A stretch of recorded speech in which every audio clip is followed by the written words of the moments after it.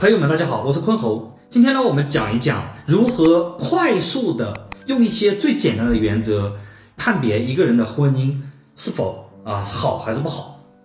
那要是精细的分析婚姻的话，其实要看它大致的方方面面，但是还是有一些非常快捷的方法，能让你在短时间之内，大概1-2分钟瞄一眼，大体上这个人婚姻怎么样就能够断出个大概了。那我整理成2条就咱们就越简单越好啊。整理成2条，第一点呢就是日柱它是不是以吉神为主？那这个吉神呢，比如说女命见官杀，对吧？男命制作正偏财，这个是利于婚姻的。当然了，制作食神，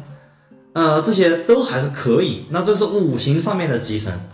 那还有就是神煞上面的吉神，那等一下我会提供一些案例让大家去观看啊，特别是大家在咱们的排盘软件上面呢，就输入下边的网址，直接就可以排出相应的这些神煞。咱们的排盘软件呢应该说是我对每一个神煞都进行过非常精细的调整，都是保证绝对正确方便大家使用。那神煞呢一定是要以吉神为主，凶神要是过多的话，其实也不利于这个婚姻的。第二个判定范围呢，就是实干，还有来自于整个时柱是不是以吉为主啊？像那个实干，其实我之前做过很多期节目来讲过这个实干，它代表的就是你的晚年，老人老了之后，你的精神状态是怎样的？举个例子，如果说你老了之后，天天都是开开心心的，充满希望的，那大体上你婚姻应该不会差的。比如说实干是食神。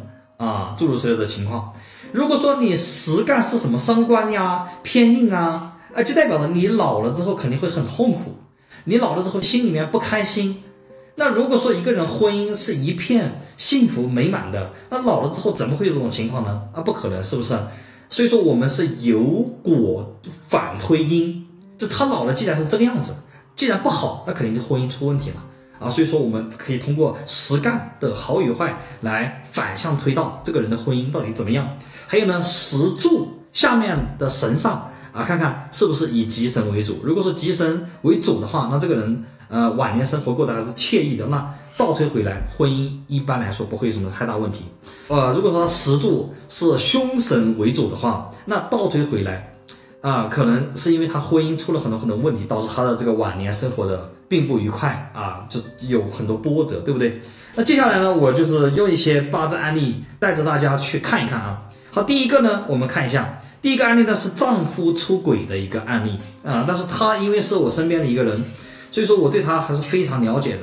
他是一个怎么说呢，严重缺乏情绪价值的一个人，他是硬生生的把自己丈夫逼出轨的。就是让她丈夫觉得每天回到家都是一件非常痛苦的事情，根本就没法交流那我们来看一看，首先己丑日柱的话，制作飞刃飞刃的人一般来说都会比较毒舌说话特别直说的话不考虑别人的这种情面，不考虑别人的所思所想，几句话过去就会让别人很难受这是一个原因了然后呢，其次呢就是他制作寡数嘛。制作寡数的人一般来说就比较清心寡欲有时候婚姻生活里面还会出现性冷淡的这样的一些情况。你想一想精神上面有飞刃在这个地方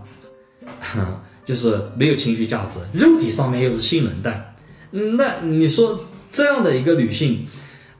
结婚之后你说能好吗？那好不到哪里去，是不是？然后呢，她还制作披麻。那制作披麻的话，就是他整个人生观都是悲观的，那就是整个就是一个负能量。我们再看他的时柱，是不是实干上面是劫财呀？那就晚年很奔波嘛，晚年丧志晚年觉得这个人生很没有意义是不是就很差就会出现诸如此类的一些情况。那再配合下面的这个华盖星，那彻底的封闭自我，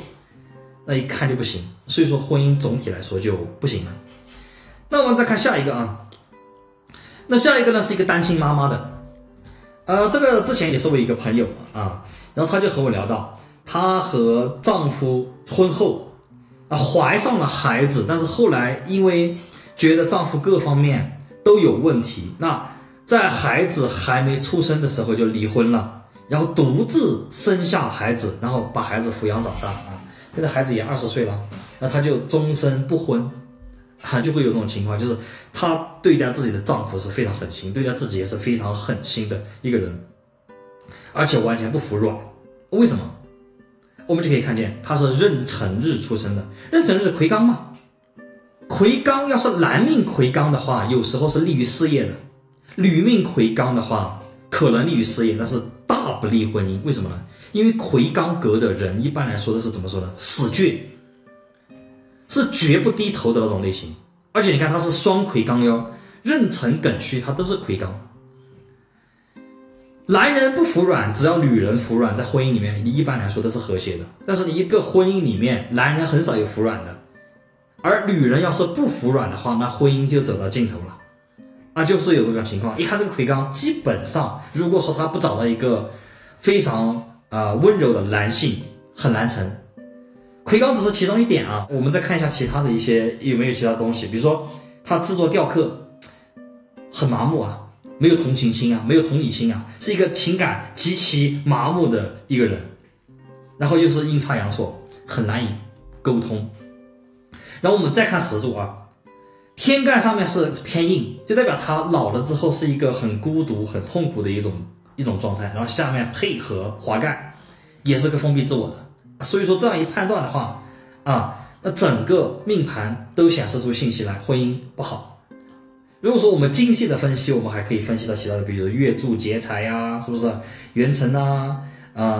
人际关系不好呀，这些，但是那些都是属于复杂的东西的。所以今天我们主要是学习2条断婚姻日柱怎么样，对吧？时柱怎么样，就可以很快速的判断一个人婚姻到底怎么样了。好，我们今天来看最后一个案例啊。最后一个案例呢是自己出轨了，就是作为一个女性她自己出轨了啊。那么我们看一下这个女性为什么她自己会出轨呢？我们看一下日柱啊，她首先她制作了王神加孤辰，这个就是一个非常非常差的一个配合。首先王神就代表着一个人心机重，代表的一个人是极度缺乏安全感的。这个王神在哪一柱就代表这个人对于哪一柱的人事关系会极度的缺乏安全感。比如说要是出现在年柱，那他小时候是缺乏安全感的；要是出现在这个月柱，就代表他社会交往当中他是缺乏安全感的。如果出现日柱的话，就是婚姻家庭里面是极度缺乏安全感的一个人。如果出现在时柱，代表晚年生活是极度缺乏安全感的然后什么是孤辰呢？孤辰就是不喜欢亲密关系。孤辰和寡宿是不一样的，寡宿是清心寡欲，而孤辰呢，该有的都有，但是他害怕和别人有这种亲密关系，但是又渴望爱，